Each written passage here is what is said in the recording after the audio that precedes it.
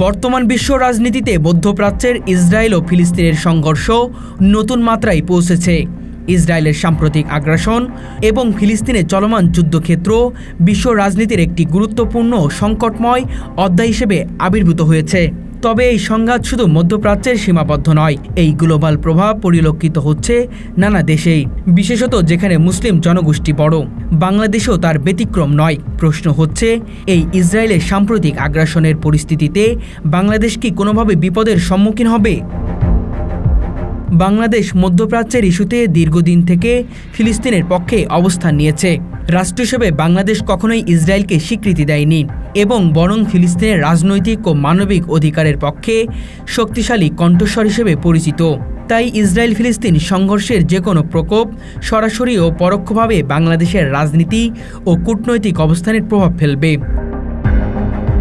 বিশ্বব্যাপী শক্তি সমীকরণ এবং জোটগত অবস্থানের কারণে মধ্যপ্রাচ্যের সংকটের প্রত্যক্ষ প্রভাব বাংলাদেশের কি হতে পারে তা জানতে হলে বিশ্বশক্তির গতি প্রকৃতি বুঝতে হবে।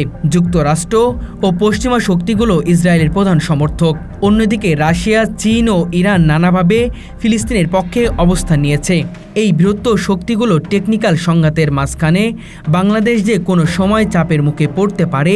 বাংলাদেশের অভ্যন্তরে থাকা কিছু সন্ত্রাসী গোষ্ঠী ইসরায়েল ফিলিস্তিন সংঘাতকে তাদের ক্রিয়াকলাপ বাড়ানোর সুযোগ হিসেবে নিতে পারে।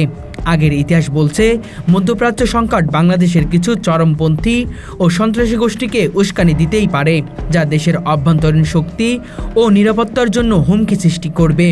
বিশেষ করে ইন্টারনেটে সহিংসতা উস্কে দেওয়া, ভাঙচুর ও ধ্বংসযজ্ঞের প্রচার বৃদ্ধি পেতে পারে।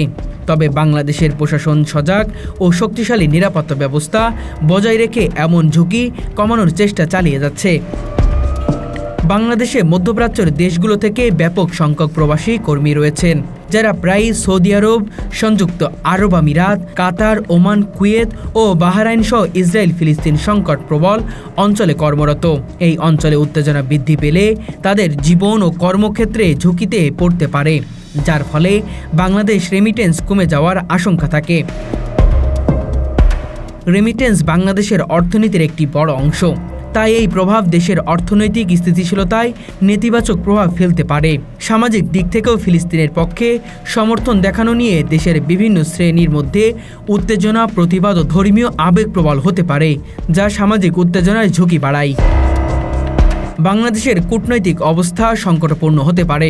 ইসরায়েলের সাম্প্রতিক আগ্রাসনের পরিপ্রেক্ষিতে বাংলাদেশ সরাসরি সামরিক সংঘাতের শিকার হওয়ায় সম্ভাবনা খুবই কম, কিন্তু আন্তর্জাতিক রাজনীতি, নিরাপত্তা, অর্থনীতি, সামাজিক এবং কূটনৈতিক ক্ষেত্রে এর প্রভাব পরোক্ষভাবে বিস্তৃত হতে পারে। বাংলাদেশের জন্য সবচেয়ে বড় চ্যালেঞ্জ হবে সাম্প্রতিক এই সংকটের ফলে দেশের অভ্যন্তরীণ শান্তি ও নিরাপত্তা বজায় রাখা এবং মধ্যপ্রাচ্যের বিভিন্ন শক্তির মাঝে কূটনৈতিক সামঞ্জস্য বজায় রাখা। তাই বলা যায়, ইসরায়েলের সাম্প্রতিক আগ্রাসন বাংলাদেশের জন্য একটি পরীক্ষা ও চ্যালেঞ্জ হলেও কঠিন কৌশল ও সতর্ক গ্রহণের মাধ্যমে বাংলাদেশ এই সংকট থেকে বাঁচতে পারবে এবং মানবিক ও ন্যায়ের পক্ষে নিজেদেরকে অবস্থান শক্তিশালী করতে সক্ষম হবে।